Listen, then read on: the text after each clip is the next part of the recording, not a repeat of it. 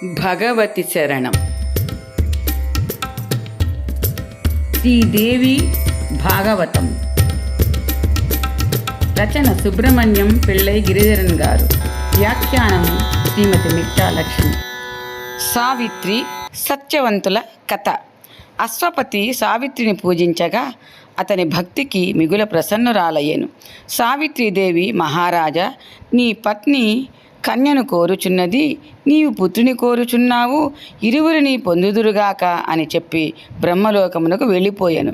మొదట వారికి కన్య ఉదయించగా సావిత్రి అని నామకరణం చేసిరి. జుమత్సేనుని కుమారుడగు సత్యవంతుని ఆమె పతిగా పొందెను. ఒకనాడు సత్యవంతుడు తన తండ్రి ఆజ్ఞతో అడవికి వెళ్ళెను. సత్యవంతుడు చెట్టు నుండి క్రింద పడెను. అతని ప్రాణములు పోయెను. యమధర్మరాజు అతని సూక్ష్మ శరీరమును తీసుకొని యమపురమునకు బయలుదేరెను. సావిత్రి కూడా అతని వెంట వెళ్ళెను. యమధర్మరాజు, సావిత్రి, నీవి మానవ దేహముతో జచటికి వచ్చుచున్నావు. పాంచభౌతిక దేహముతో నా లోకమునకు రాజాలరు. అన్ని యోనుల ప్రాణములు తమ కర్మఫలమును పొందుచుందురు. ఇట్లు సావిత్రితో చెప్పి యమధర్మరాజు మౌనమును వహించెను.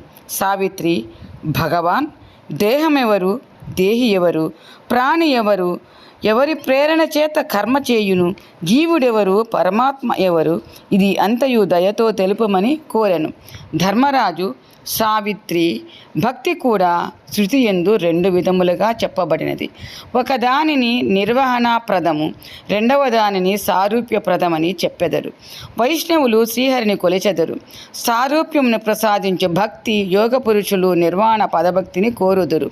నిరంతరము ఫలమును ప్రసాదించుట దీని సహజ గుణము. ఈ దేహము నశ్వరమైనది. పృథివీ, తేజస్సు, బలము, వాయువు, ఆకాశము, పంచభూతములు సూత్రరూపములు.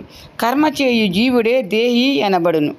వివేచన శక్తిని బుద్ధి యందురు. పరమాత్మని యొక్క అంశము సకల కర్మలను మనస్సు ప్రేరేపించును. దుఃఖములను కలిగించుటకు కారణమైన శత్రువు. జ్ఞానేంద్రియములను మనస్సు ప్రేరేపించును. పృథివీ, బ్రహ్మ ఇంద్రియములకు అధిష్టాన దేవతలు. ప్రాణమును ధరించువాడే జీవుడు. సర్వమును వ్యాపించిన వాడే నిర్గుణ బ్రహ్మ. ఆ స్వామినే పరమాత్మ యందురు.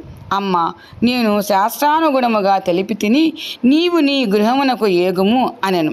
సావిత్రి, స్వామి, నేను నా పతిని వదిలి వెళ్ళను. జీవుడు ఏ కర్మ ప్రభావముతో ఏ యోనుల యందు జన్మించును? స్వర్గమును ప్రసాదించు కర్మ ఏది? నరకమును ప్రసాదించు కర్మ ఏది? ఏ కర్మతో మానవుడు అంగహీనుడు, ఏకాక్షి, చెవిటి, గ్రుడ్డి, కుంటి, ఉన్మాది, పిచ్చివాడు, లోభి, దొంగయగును? ఏ కర్మ చేసిన ప్రాణి బ్రాహ్మణుడగను? తపస్విగా స్వర్గలోక ప్రాప్తి, వైకుంఠ పదవి ఎవరికి లభించును?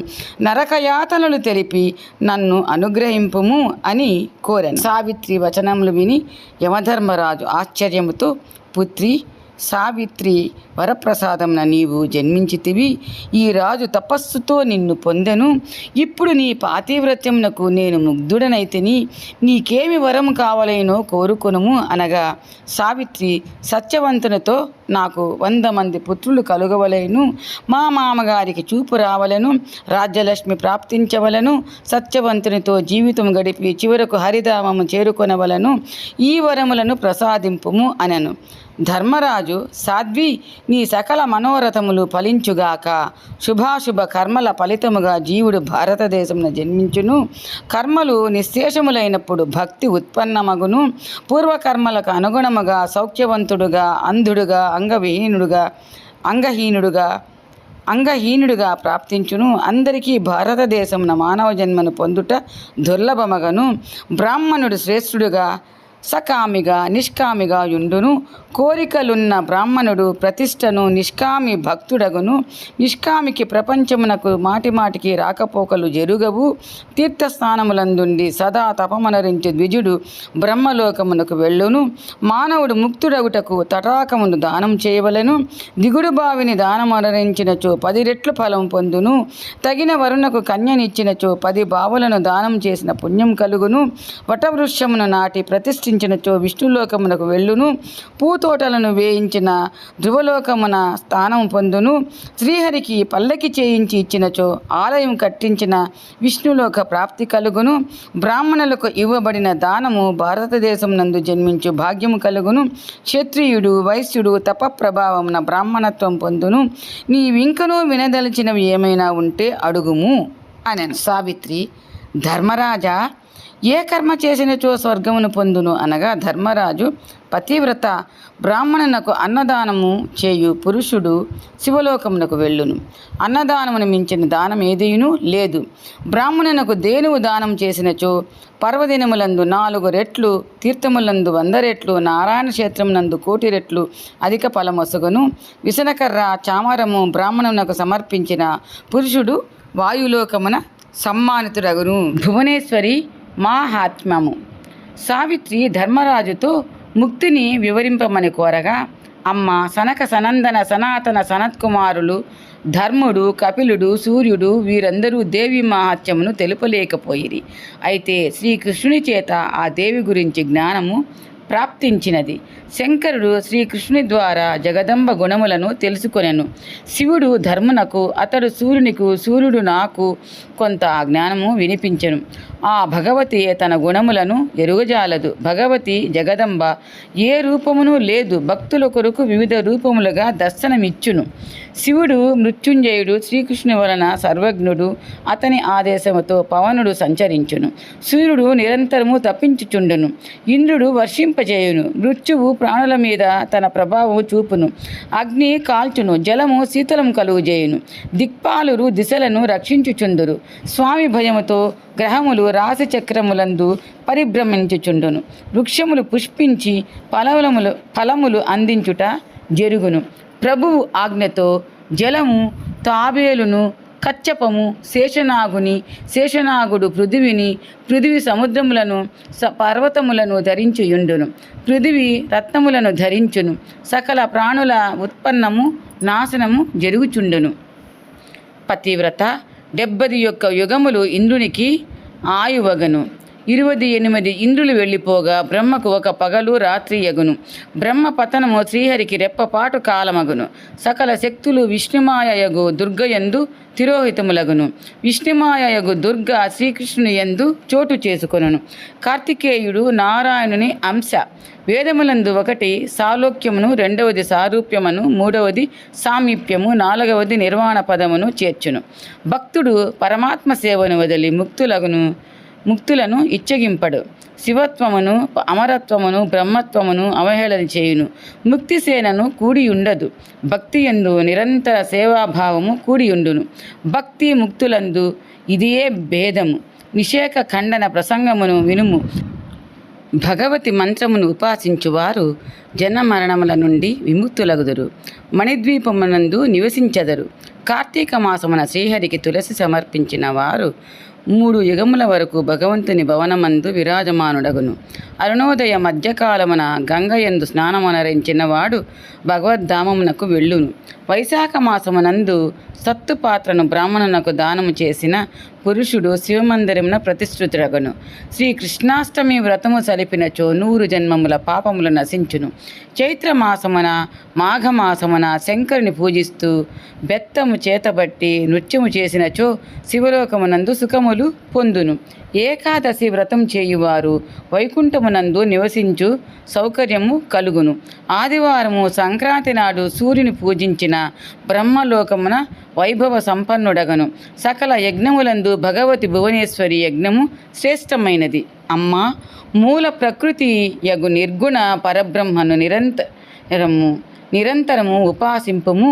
నీకు నీ పతిదేవుని తిరిగి ఇచ్చుచున్నాను.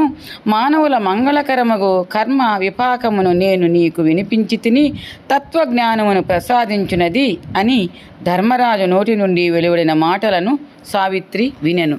అప్పుడు ఆనందముతో నమ్రతతో సావిత్రి వేదోక్తములను పఠిస్తూ ధర్మరాజును స్తుతింపసాగను. వెంటనే ధర్మరాజు సావిత్రికి భగవతి మూల ప్రకృతి మంత్రమును అట్లే శుభకర్మల పరిపక్వత ప్రసంగమును వినిపించెను. ప్రాతకాలమున యమాష్టకమును పఠించినవాడు యమరాజు భయమును పొందకుండును. యమరాజు అతనిని పరిశుద్ధిని చేయును. ధర్మరాజు సావిత్రికి అశుభకర్మ గురించి చెప్పసాగను. పతివ్రత అశుభ కర్మల విపాకములను నరకమునకు వెళ్ళుటకు వ్యవసులగుదురు. నరకములందు అనేక కుండలములు, వన్హి కుండలము మొదలగు నాగవేష్ట కుండలము వరకు 86 నరక కుండలములను వాటి లక్ష్యములను వివరించదని వినుము. సాధ్వి, యోగులు, సిద్ధులు, వ్రతములు సలుపువారు, తాపసులు, బ్రహ్మచారులకు పురుషులు నరకమునకు వెళ్ళరు.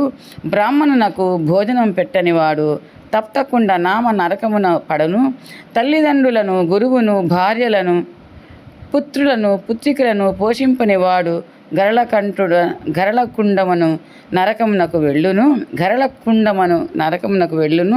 బ్రహ్మహత్య లాంటి ఘోర పాపమును చేసిన వాడు దూషికా ఖండమను నరకమునకు వెళ్ళును. పురుషునితో స్త్రీతో కానీ, పురుషుడు పరాయ స్త్రీతో కానీ అక్రమ సంబంధం కలిగి ఉండినచో వారు శుక్రకుండమను పేరు గల నరకమునకు వెళ్ళుదురు. గురువును గాని బ్రాహ్మణుని గాని చంపిన వారు అశుక్రకుండమను నరకమును పొందుదురు. చెవిటివాణిని చూచి నవ్వువాడు కర్ణవిట్కుండమునకు పడును. తన కుమార్తెను అమ్మివేయువాడు మాంసకుండమున నరకమున పడిపోవను. మాంసమును తినువాడు దైవమునకు పెట్టకుండా భోజనం చేయువారు కృమికుండ నరకమున పడిపోవును. కామభావముతో పరస్త్రీని చూచువాడు కాకకుండమున నరకమున నివసించును. దేవతా విగ్రహమును అపహరించువారు వజ్రకుండమును నరకమున నివసించెదరు. వ్యభిచారిణి వలన అన్నము తినువాడు లాలాకుండమున నరకమున పడియుండును. ఆవులను, మేకలను, గొర్రెలను అపహరించువాడు గోకాముఖమున నరకమును పడును. వృక్షములను నరుకువాడు గజదంశమను పేరు గల నరకమున నివసించును. గోవులను, గర్భవతులను వధించువాడు కుంభీపాక నరకమున పడును. బ్రహ్మస్వరూపిణి, మూల ప్రకృతి, భగవతి భువనేశ్వరి, సర్వశక్తి స్వరూప, సకల చరాచర జనని భార్యను, పుత్రుని పోషించినవాడు బ్రహ్మహత్య చేసిన వాడగను. ఎవరైనను గోవును హత్య చేస్తుండిన చూసి నివారించనివాడు హత్య పాతకమును పొందును. సంధ్యావందనము చేయనివాడు గోహత్య పాతకమును అనుభవించును. బ్రాహ్మణులను చూచి నమస్కరించకపోయినచో గోహత్య పాతకం కలుగును. కులట, దర్శిని, పుంశ్చలి, పుంగి, వేశ్యలు, మహావేశ్యలు మత్స్యోదమను నరకమున పడుదురు. సూర్యగ్రహణ, చంద్రగ్రహణములలో అన్నము చేసినచో అరుంతదమను నరకమున పడుదురు. తన కుమార్తెను చెప్పిన వారికి ఇవ్వక మాట తప్పి వేరొకరికిచ్చి వివాహము జరిపించినచో పాంసుకుండమను నరకమున పడుదురు. తులసిని పట్టుకొని అసత్య ప్రతిజ్ఞ చేసినచో జ్వాలాముఖమున నరకమున పడుదురు. మిత్రద్రోహి చేసిన మేలు మరచినవాడు, అసత్య సాక్ష్యం చెప్పువాడు జ్వాలాముఖ నరకమును పొందుదురు. దేవ బ్రాహ్మణ ధనమును అపహరించువాడు ధ్రుమాంధమును నరకమును పొందుదురు. ధర్మరాజు సావిత్రితో వేదములు, ధర్మశాస్త్రములు, సంహితలు, పురాణములు, ఇతిహాసములు, పంచరాత్రములు, పంచదేవోపాసనలు, జనన మరణ జరా వ్యాధులను నశింపజేయును. ఏకాదశి వ్రతము చేయువాడు విష్ణులోకమును వెళ్ళును. ఆగమశాస్త్ర ప్రకారము పృథివీ, జలము, తేజస్సు, వాయువు, ఆకాశము, కృతికము అగ్నితో దహింపబడి బూడిదయగును. జీవుడు మాత్రము అంగుళీయకార ఆకారం కలిగి సూక్ష్మరూపముతో సంయమనీపురమునకు వెళ్ళును. సావిత్రి, నీకు కొన్నింటిని మాత్రమే నరకకుండములను గురించి తెలిపితిని. 86 నరకకుండములున్నవి ముందే తెలిపియుంటిని అని యమధర్మరాజు నుడివెను. శ్రీదేవి ఉత్తమ సేవ దీనికి ఉపాయము. ఇట్లు పలికి ధర్మరాజు సావిత్రి భర్తయగు సత్యవంతుని పునరుజ్జీవితుని గావించెను. సావిత్రి ప్రణమిల్లగా ఆశీర్వదించెను. ధర్మరాజు సంతోషముతో సావిత్రి పుణ్యక్షేత్రమగు భారతదేశమునందు సుఖభోగములను అనుభవించెదవు. జ్యేష్ఠమాస శుక్లపక్ష చతుర్దశి తిథియందు ఈ వ్రతము ఆచరింపవలను. భాద్రపదమున శుక్లపక్ష అష్టమి తిథియందు మహాలక్ష్మి వ్రతము 16 సంవత్సరములు చేయవలను. ప్రతి మంగళవారము మంగళ చండికను పూజించవలను. ప్రతి మాస శుక్లపక్ష షష్ఠి నాడు షష్ఠి దేవసేనను ఉపాసన చేయవలను. ఆషాఢమాస సంక్రాంతి సమయమున భగవతి మానసాదేవిని పూజింపవలను. కార్తీక మాస శుక్లపక్షమి పూర్ణమి నాడు శ్రీ కృష్ణ ప్రాణేశ్వరి రాధాదేవిని ఆరాధించవలను. ప్రతి నెల శుక్లాష్టమి దినమున దుర్గా వ్రతమును ఆచరించవలను. నీవు నిరంతరము శ్రీ భువనేశ్వరిని ఉపాసింపుము అని పలికి ధర్మరాజు తన లోకమునకు వెళ్ళిపోయెను. సావిత్రి కూడా పతిదేవుని వెంట నిడుకొని తన గృహమునకు తిరిగి వెళ్ళెను. సావిత్రి తండ్రి పుత్రవంతుడుగా మామకు చూపు వచ్చెను. అతడు తన రాజ్యమును కూడా పొందెను. సావిత్రి అనేక పుత్రులను పొంది తన భర్తతో భగవతి భువనేశ్వరి లోకమునకు వెళ్ళిపోయెను. గాయత్రి మంత్రమునకు అధిదేవత ఆగుట వలన సావిత్రి అని పేరు వచ్చెను. సావిత్రి ఉపాఖ్యానము ప్రాణులను అనేక కర్మల నుండి విముక్తులను చేయును. ఓం శ్రీ మాత్రే నమః. ప్లీజ్ లైక్ చేయండి, సబ్స్క్రైబ్ చేయండి, షేర్ చేయండి.